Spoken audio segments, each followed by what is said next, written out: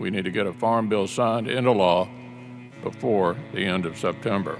All right, the clock is ticking. That, of course, is Mitch McConnell, the Senate Majority Leader from Kentucky, speaking just last week at a Farm Bill Conference Committee meeting. And the senator knows how important this farm bill is to the American farmers, but he's also very excited about what this farm bill does for industrial hemp. And he notes how the conversation around hemp has changed. And what has now developed into a national consensus, I believe, that industrial hemp deserves a comeback. I think the confusion with its more controversial cousin has largely been eliminated. There you go. Mitch McConnell says it's okay. But he says, it's never been easy to make a living as a farmer. Right, and that's true. That's always never not been true. And on today's show, we're going to ask a question that sort of gets to that. It's the same question I asked Russell Redding last week. How do we make sure that farmers don't get the short end of the stick when it comes to industrial hemp? After a quick word from our sponsor, we'll dive right in. Stick around. Hello, it's Eric. I would love to be able to share a sponsor message with you. You know, I would like to tell you how great someone's product is or a service that they provide, but we don't have it. So if you would like to be a sponsor, please get in touch with us. Email us at podcast@lancasterfarming.com. Please. It's so lonely here without you.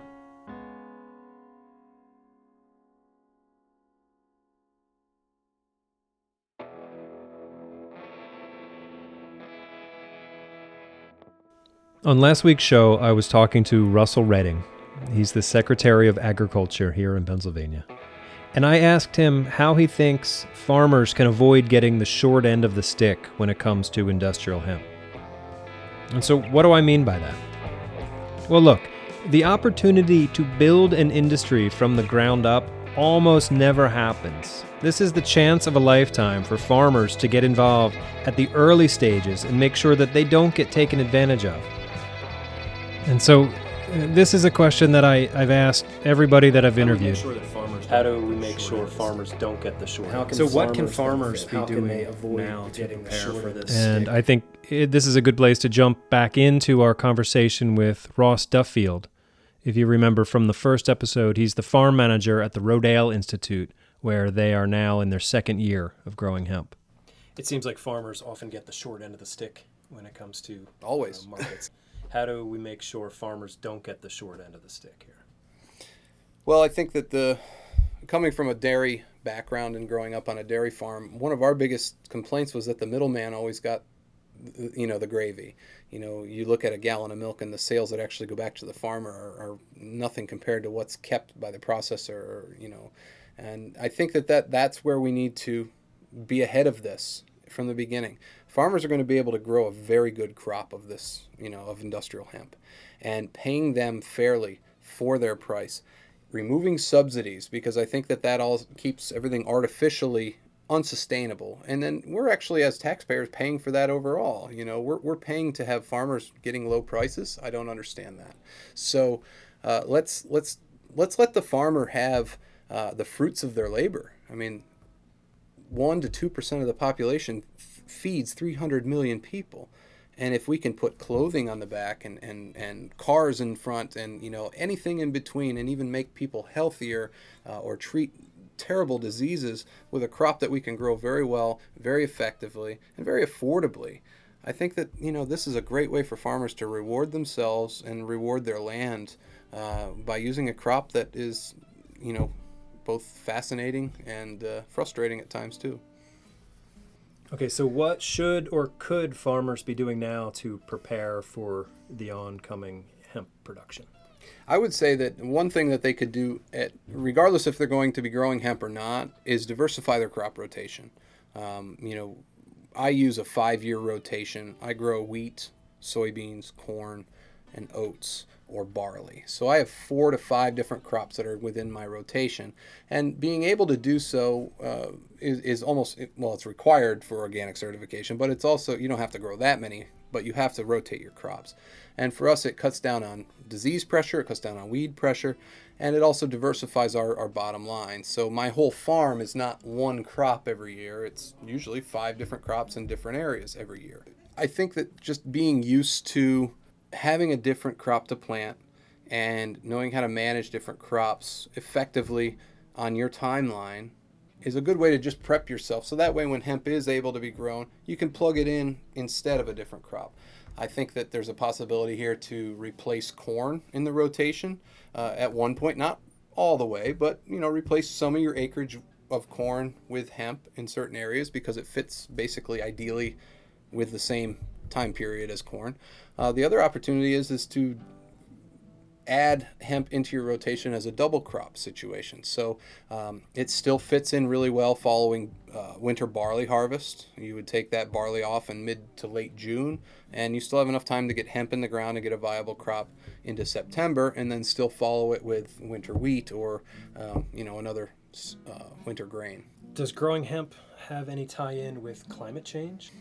I think it definitely could. One thing that's really nice about hemp is that it grows really vigorously. So obviously it requires a lot more carbon dioxide to take care of the carbon cycle. So carbon sequestration is a great way that we could work hemp into the hopefully mitigating this idea of climate change, because there's no doubt that hemp it's photosynthesizing all the time, so it needs that carbon dioxide, and in turn it's pulling that carbon from the atmosphere into the plant, and in turn into the soil, or into a product that will eventually go into the soil. I think it also cuts down on erosion and other problems that we might have, especially if you're looking at heavily tilled grounds. There's some thought that planting hemp on your field borders around, say, cornfields or soybean fields can cut down on the erosion, because it's so quick to take off and grow that it'll be in place. And if you get heavy rains like this week we've had, a field of hemp is already well rooted and well supplied, so those roots are in the ground. It's going to help keep the soil where it should be. I think that there's other uses for it. Soil remediation's been another use, especially internationally with hemp. Pulling some heavy metals out of areas that might be problematic. What you do with that product, I'm not exactly sure, but so I think that it fits very well in the system, and in turn can again hopefully help the environment, but help put people to work too.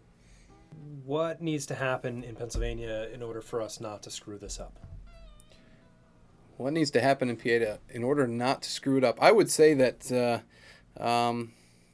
we still need to pace ourselves a bit with growing it to scale, for reasons I've mentioned before, with letting the marketplace keep up with what we're going. I think the other thing is to not focus so much on where you're going to be a get rich quick kind of farmer with this. CBD is the real focus for a lot of companies and farmers. I've been to a few trade shows and saw that it's all CBD, all CBD. Well, the industrial uses, I think, are much more attainable in a quicker time period, and I think that they're also much more far-reaching for the industry itself. So I think having CBD is fine, and growing some hemp for CBD is going to be ideal, and some people are going to be very good at it. But I think to educate the farmer enough that not all hemp is CBD, nor does all hemp need to be CBD in its nature. One of our big ways that we can prevent some bankruptcies down the line. I think just time is going to be another way that we don't screw it up, because every year more and more people are waking up to the fact that this isn't marijuana.